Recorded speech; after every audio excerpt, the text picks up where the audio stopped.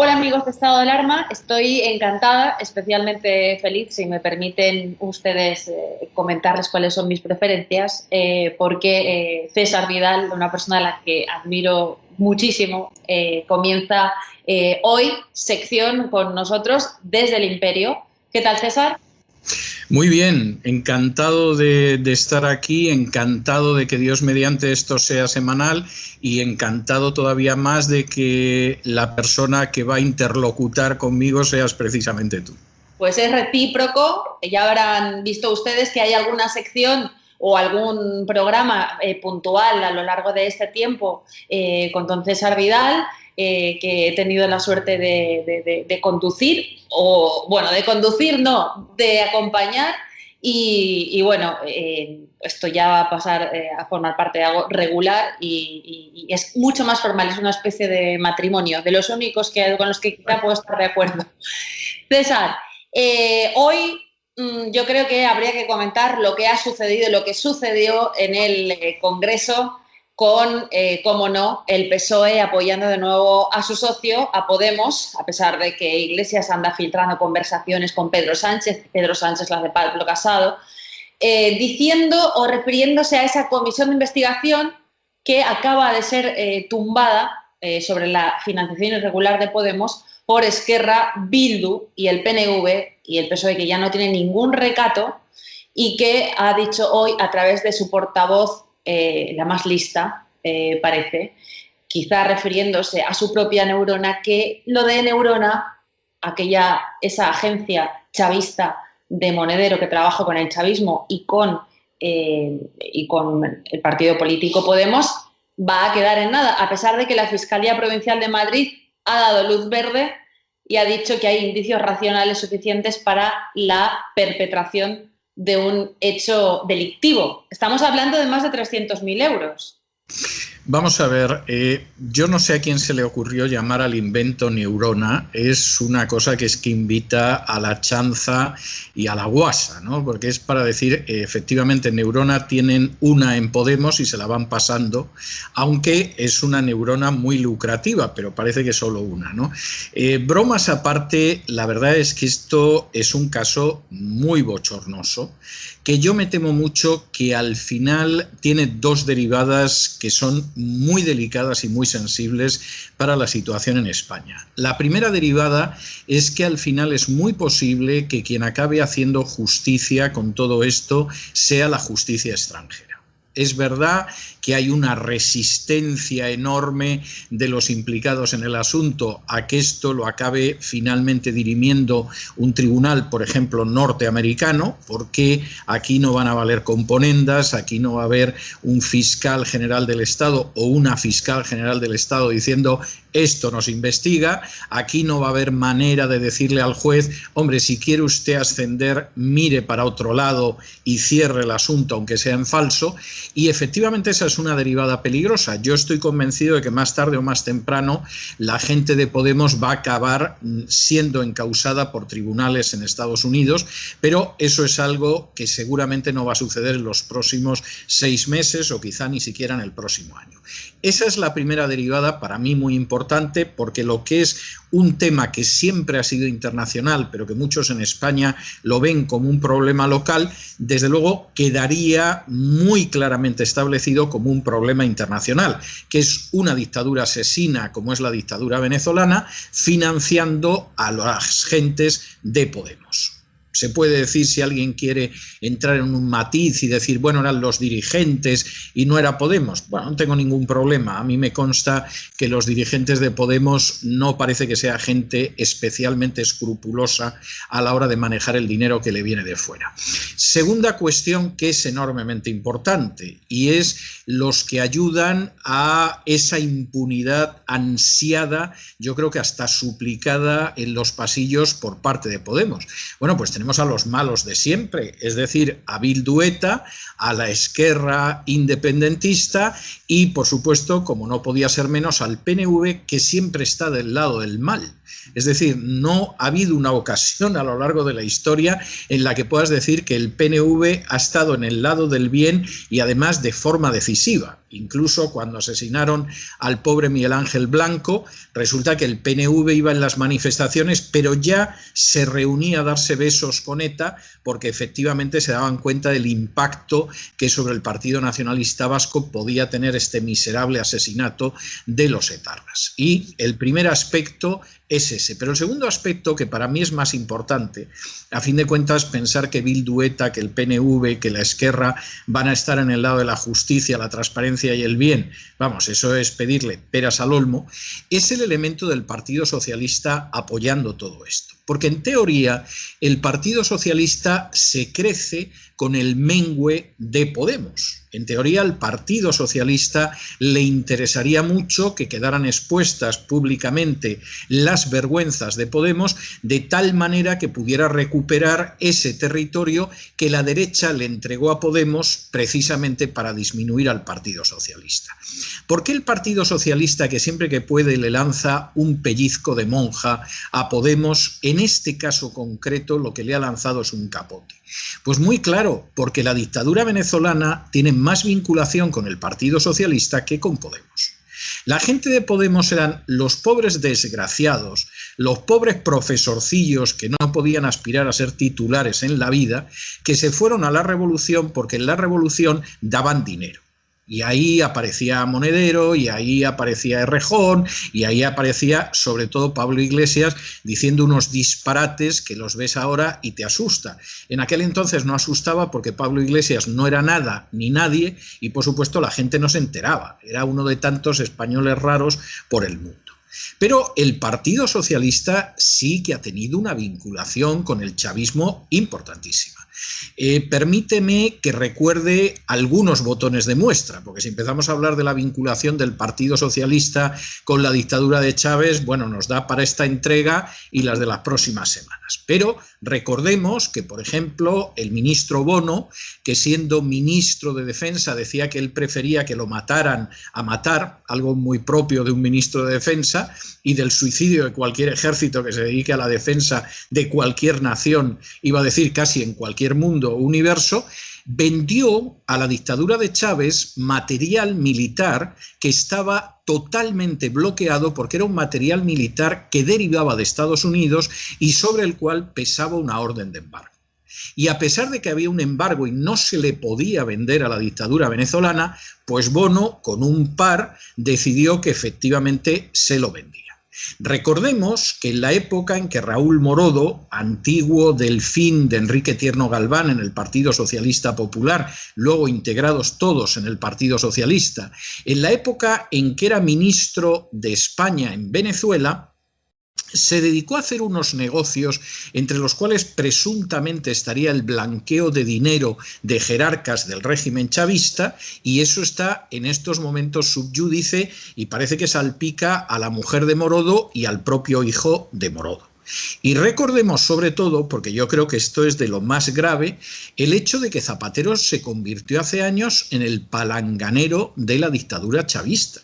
Y que cada vez que había que defender al indefendible Maduro, ahí estaba Zapatero en primer lugar. No gratis, cobrando, yo diría que de una manera más que notable y decorosa, pero efectivamente defendiendo al régimen. Y el gran problema es que al final toda la historia de esa comandita nauseabunda y repugnante entre el chavismo y la izquierda española empezó mucho antes de Podemos, insisto, estos eran los pobres desgraciados contratados en la universidad que no podían aspirar a nada y que se fueron a la revolución a ver lo que les caía, y vaya si les cayó. Pero ahí quien ha mantenido una relación entrañable desde el principio fue precisamente el Partido Socialista de Zapatero, de Bono, de Raúl Morodo y de tantos otros. Y yo, que soy de natural malicioso, no puedo dejar de pensar que efectivamente aquí el Partido Socialista no es que haya tirado un capote para salvarle la cara a Podemos, no. Aquí el Partido Socialista lo que ha hecho ha sido protegerse a sí mismos y además como que ayudan a los de Podemos, con lo cual desvían la atención, Podemos sigue siendo el gran malo y por el contrario el Partido Socialista es inmaculado. No, el Partido Socialista es el más embarrado en el apoyo y en los tratos no pocas veces ilegales con el chavismo. Pues ese es el titular, César. Yo estabas hablando de aquellas corbetas que en efecto vendió Pepe Bono a José, pero Pepe seguro para Maduro y para Chávez en su momento con cariño, porque ahí recuerdo, yo tengo la cifra que apunté, en teoría esas gavetas valían 1.207 millones de euros con 39 y el gobierno de Venezuela pagó 1.246.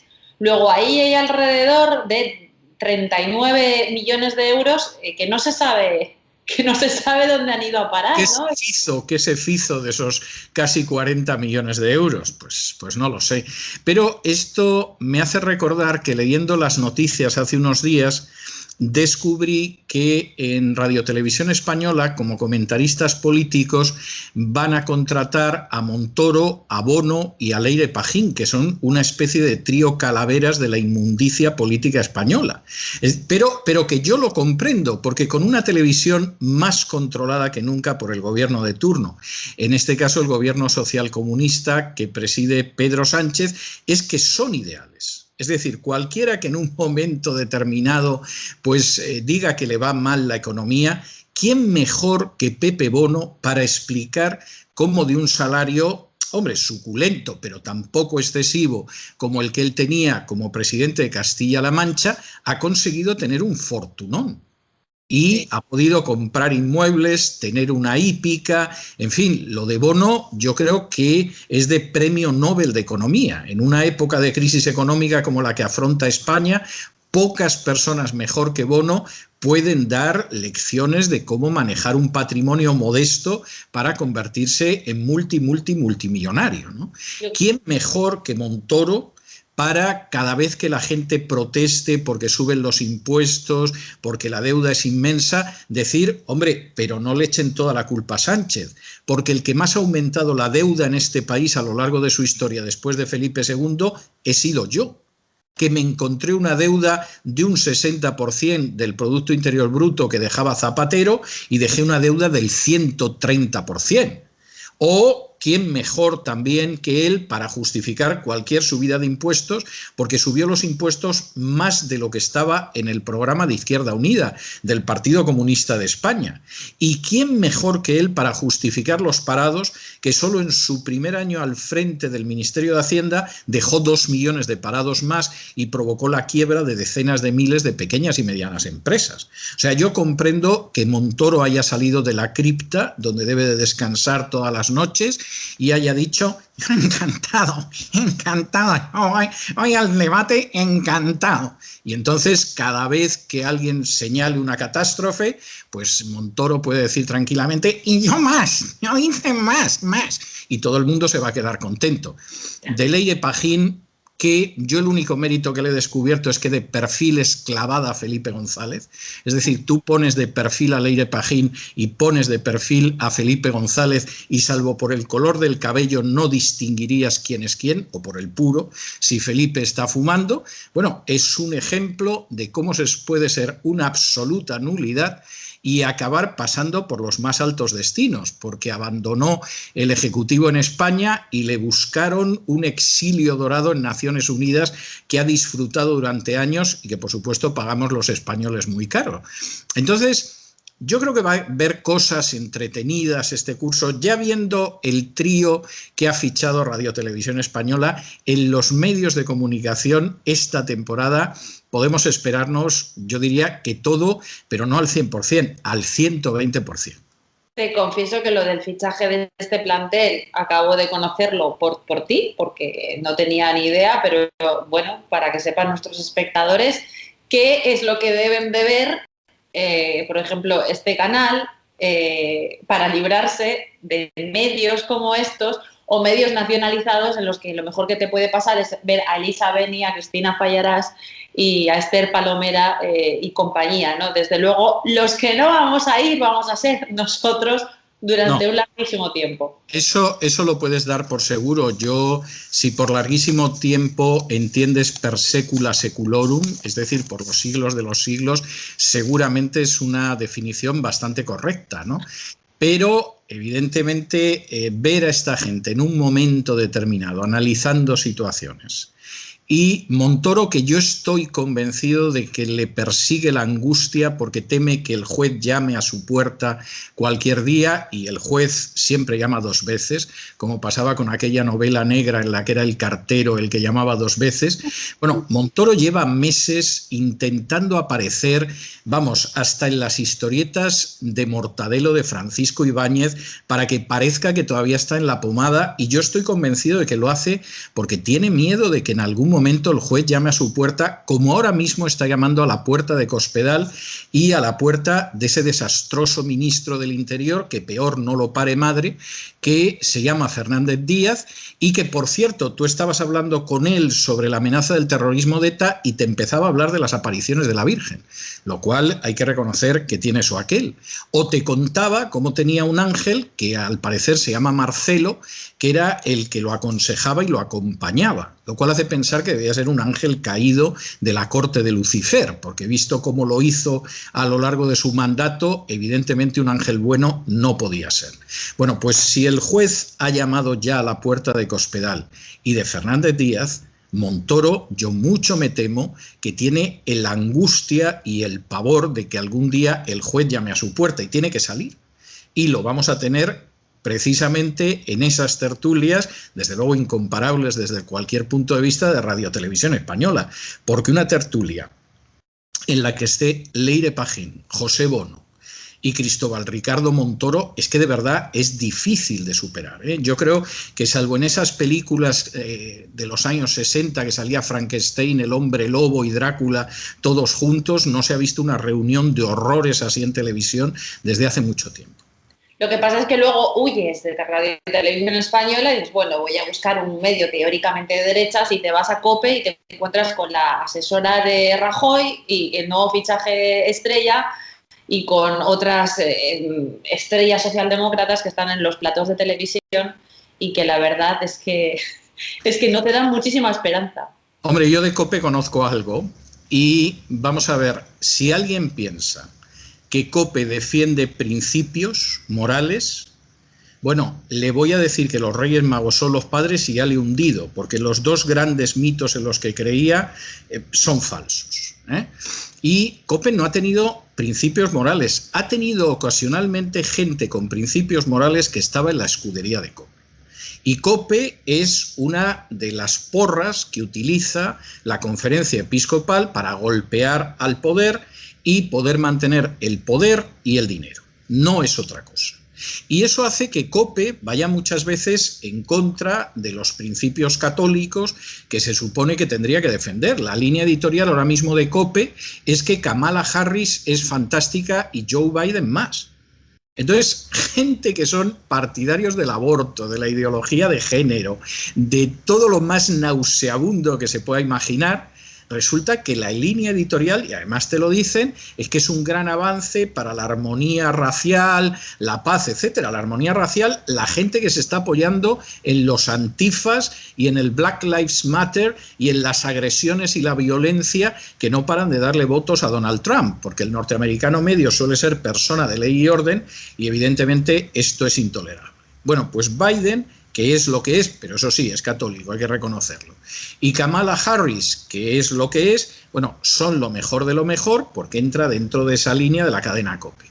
Por cierto, quiero recordar que también hace 4 años la cadena COPE se dedicó a cantar las loas de Hillary Clinton, porque la persona que iba en el ticket como candidato a la vicepresidencia también era católico y además había sido misionero en Centroamérica en su mocedad. Y entonces una pareja que era verdaderamente siniestra, partidaria de la ideología de género hasta la saciedad, más que abortista, resulta que eran estupendos. Y Donald Trump era un villano. Y claro, todo esto forma parte de esa visión de la Conferencia Episcopal, que no solo es la de la Conferencia Episcopal Española, que es la alianza con el globalismo y, por ejemplo, favorecer la inmigración sin tasa ni control en este país. Porque forma parte de esa política globalista que tiene el Vaticano, no ahora del Papa Francisco. Esto viene por lo menos desde Juan XXIII. Lo que pasa es que con el Papa Francisco se ha hecho más evidente porque la agenda es más evidente. Por cierto, tengo que decirlo y me duele en el alma, pero agenda muy hipócrita, porque el Papa Francisco mucho hablar de derribar muros y de construir puentes, pero el muro del Vaticano no lo ha tumbado. Y el muro que rodea a no mucha distancia, en una de las zonas más caras de Roma, las instalaciones de Radio Vaticana, lo ha elevado en los últimos tiempos. Se ve que le parecía que el muro no era muy grande y, aparte de repararlo de manera periódica, lo que es comprensible, lo ha ido elevando. Bien, esos muros, por supuesto, nada de tumbarlos y nada de tender puentes. Qué buena comparación. Sí, claro, lo que hay que tumbar son las defensas de las otras naciones, porque, entre otras cosas, la Santa Sede siempre ha sido enemiga de las naciones independientes y de los imperios más, sobre todo si no los controlaba. Entonces es mejor que exista esa debilidad, que haya un gobierno supranacional al que intente susurrarle al oído, y bueno, lo que luego les pase a sus fieles, pues es algo que en términos generales no les preocupa mucho. Hitler invadió Polonia, que era una nación católica por antonomasia, y el Papa se estuvo muy calladito, porque, por cierto, el Vaticano 6 años antes había firmado un concordato con el Führer, y el Führer entonces era el Führer, no era un genocida, un asesino, un psicópata. Eso lo fue ya cuando perdió la guerra. Uno te escucha, desde luego hay cosas que no recordaba y te voy a robar el ejemplo del muro del Vaticano para próximas ocasiones, que sepas, pues si lo lees por ahí, me lo lees algún día. Encantado, yo creo que las ideas son para difundirlas, y, a diferencia de aquello que escribimos, que ahí hay un derecho de autor, las ideas uno no puede reclamar el derecho de autor. El otro día me envió Roberto Centeno un mensaje por WhatsApp de una persona que explicaba el régimen español, y estoy convencido de que es un oyente muy fiel del programa de radio La Voz, porque es que repetía mis tesis sin mencionarme, ¿no?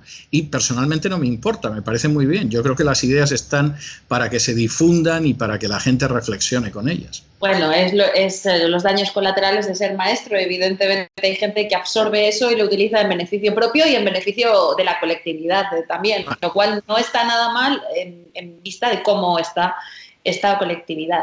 César, hablabas antes de los votos de Trump, de la perspectiva que hay con esos votos y con esas elecciones que se van a celebrar, si no me equivoco, el 3 de noviembre de este año. Desde luego yo estoy esperándolas como agua de mayo, y es cierto que en España no hay un nivel especialmente adecuado ni mínimo para comentar. También está todo muy mediatizado, evidentemente, por los de siempre. ¿Cuáles son las perspectivas reales de victoria de Trump, que son esenciales para lo que tú has dicho al principio del programa, que es que a Podemos y que al Partido Socialista le termine de ajusticiar el fiscal estadounidense William Barr y la justicia americana? Bueno, vamos a ver, la justicia en Estados Unidos es realmente independiente. Eso no quiere decir que de pronto no te salga un juez en Hawái o en California que eche las patas por alto, pero en términos generales aquí la justicia es independiente, y en la Casa Blanca puede estar el que esté, que como haya un juez en la Florida que tenga claro que Pablo Iglesias o Errejón o Monedero o cualquiera de la TRUP ha recibido dinero de la dictadura venezolana y es dinero mal habido, va a ir a por ellos, esté Biden o esté Trump, lo cual es una gran garantía. La verdad es que los corresponsales españoles en Estados Unidos, yo sinceramente, con alguna excepción, me dan vergüenza ajena. Es decir, la cantidad de servilismo con que se dedican a repetir, pero encima a veces hasta mal, lo que dice la CNN y punto la CNN, es verdaderamente bochornoso. O sea, es algo de decir, no se puede tener menos profesionalidad que esto, es algo vergonzoso. Yo recuerdo una corresponsal que estaba en la antigua Unión Soviética, que todo el mundo sabía que trabajaba para el KGB, pero bueno, sabías que trabajaba para el KGB y ya sabías más o menos lo que te iba a contar, ¿no? Pero es que esta gente es algo verdaderamente escandaloso, porque no creo que el Partido Demócrata les dedique media hora de tiempo, vamos, media hora ni 5 minutos, y sin embargo se dedican a decir disparates. Por ejemplo, la prensa española no ha contado nada de cómo es algo ya establecido que George Floyd no fue asesinado. sino que murió fundamentalmente porque había consumido una droga en el triple de proporción de lo que aguanta el cuerpo humano, y cómo antes de que lo tumbaran en el suelo, como consecuencia de la acción de la droga, que ha quedado muy claro en 2 autopsias, ya iba diciendo no puedo respirar, no puedo respirar. Bueno, no he visto contado esto en la prensa española. No he visto contado tampoco cómo la presa que le hicieron en el cuello, que no lo pudo estrangular, porque una presa en el cuello para estrangularte no necesita casi 9 minutos para estrangularte. Y si no, que haga alguien con un amigo la prueba de que le apriete el cuello y a ver lo que tarda en desvanecerse, que va a ser muchísimo menos que 9 minutos. Esa presa, con fotografía, aparece precisamente en el manual, en el protocolo de acción de la policía de Minneapolis, y es una presa que permite sujetar a un detenido que se resiste y que desde luego no lo estrangula. Bueno, esa gente, que esto lo ha tenido que ver porque ha salido en los medios en Estados Unidos, no he visto que nadie haya informado, que nadie haya pedido disculpas, que nadie haya dicho hay que ver cómo nos dejamos engañar como imbéciles por un vídeo que estaba recortado. Nadie, en absoluto. Y la información que se está dando sobre las elecciones pues no es mejor.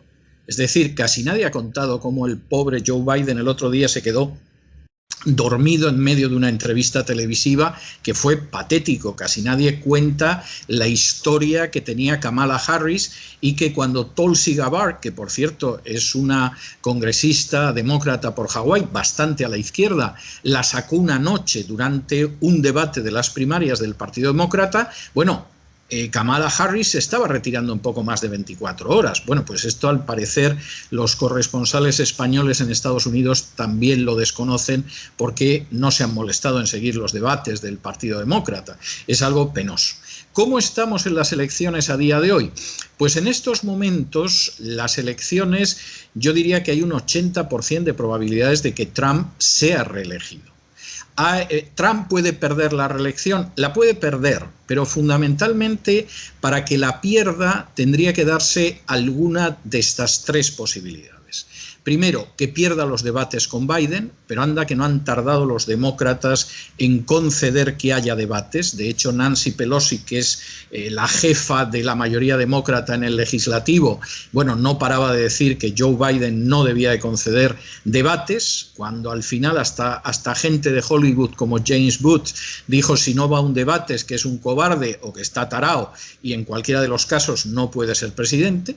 Entonces, salvo que Biden gane a Trump, que a mí me parece muy improbable, Trump va a ser reelegido. La otra posibilidad sería que hubiera algo muy grave de aquí al 3 de noviembre, pero cuando digo muy grave no digo una invasión de extraterrestres, porque entonces aquí en Estados Unidos la gente se colocaría detrás del presidente Trump.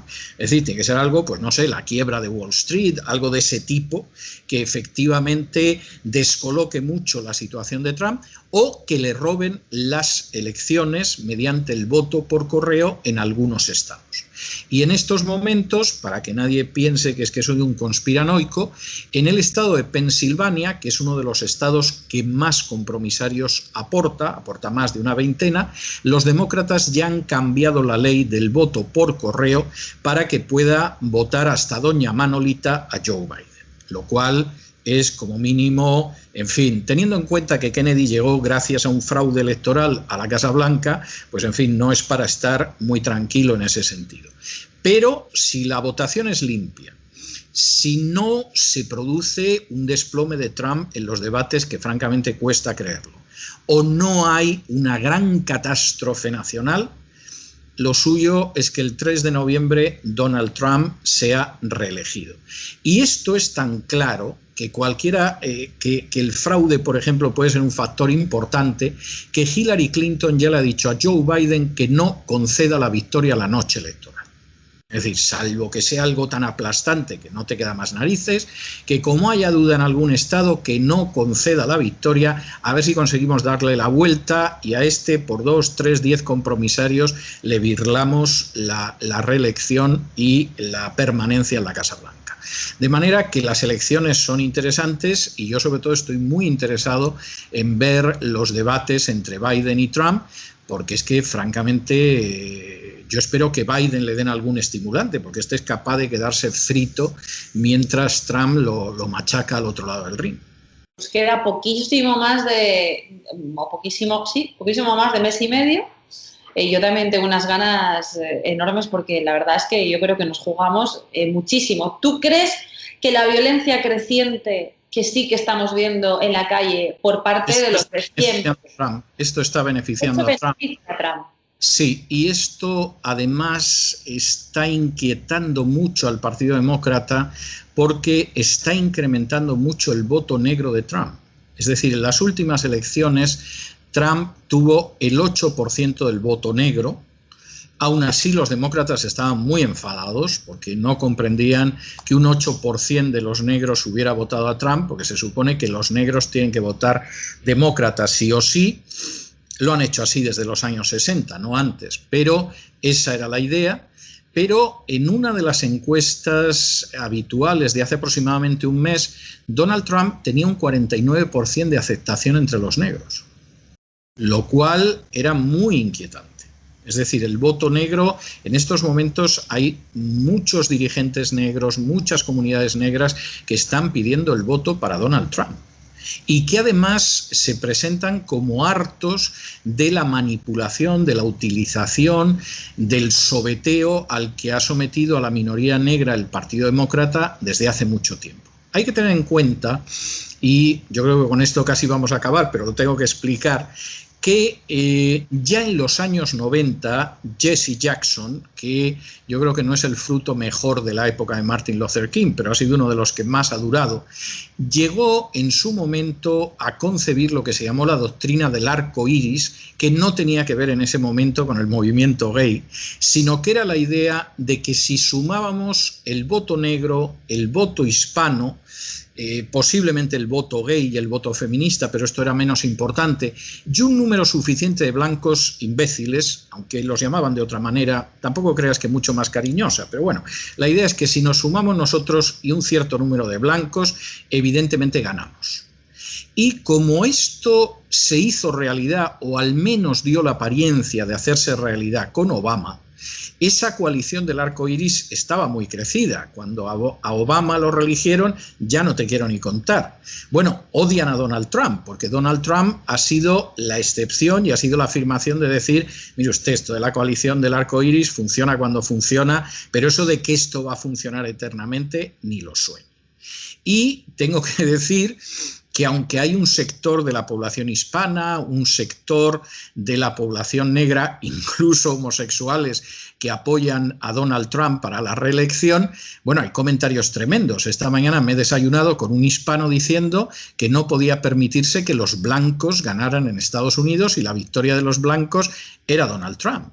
Teniendo en cuenta que los blancos son el 70% de la población de este país, y que todavía el censo registra tu color de piel, es decir, yo estuve con un empleado de la oficina del censo la semana pasada y efectivamente me registré como blanco, pues esto indica hasta qué punto los de la coalición del arco iris están dispuestos a todo, y hay algunos que han decidido que acaban con la mayoría blanca, lo cual es, teniendo en cuenta que vienen del extranjero, es desde luego para pensárselo. Pero seguramente los marroquíes y los africanos que llegan a España seguramente tienen una idea parecida, y si hay los suficientes españoles idiotas para apoyar eso, pues podemos tener a Pedro Sánchez indefinidamente en el poder. Te lo iba a decir, es muy parecido a lo que está pasando aquí, la segregación y el racismo natural de la izquierda que mercantiliza a esas personas como si fueran subproductos humanos por su color de piel, ¿no? Nosotros, la izquierda siempre, y este es el mejor ejemplo que acabas de poner ahora mismo, y luego esos periodistas que por sentido de pertenencia y no tanto por profesionalidad, como estabas diciendo antes, por afición, insultaron a los votantes de Trump cuando ganó la última vez y bueno, llamando a los mexicanos traidores, a las mujeres de granjeros de América Profunda y este tipo de barbaridades. Todo esto gente que es dudoso que haya viajado mucho por América, ¿eh? Han salido de Nueva York, y además de ciertos círculos de Nueva York, no de toda Nueva York, hay gente que no sale de Washington, pero además de ciertos círculos de Washington, y no tiene la menor idea de lo que es este país. Entonces, claro, es comprensible que pensaran que Hillary iba a machacar a Trump. Los que vimos los debates y conocemos este país, nos dimos cuenta de que tras esos debates quien no podía ganar era Hillary. Ya sabemos, los periodistas de cenáculo de partido a los que le pasa el argumentario el jefe de campaña y listo. Pues hasta el 3 de noviembre tenemos muchísimos programas, afortunadamente, por delante, en los que vamos a ir viendo, y desde luego nos vamos a fiar de ti más que de nadie, y procuraremos mover mucho estas entrevistas para que la gente tenga por fin una opinión fundamentada y con criterio. Así que nada, César, seguiremos. Pues muchísimas gracias y volvemos la semana que viene. Hasta la semana que viene, Dios mediante.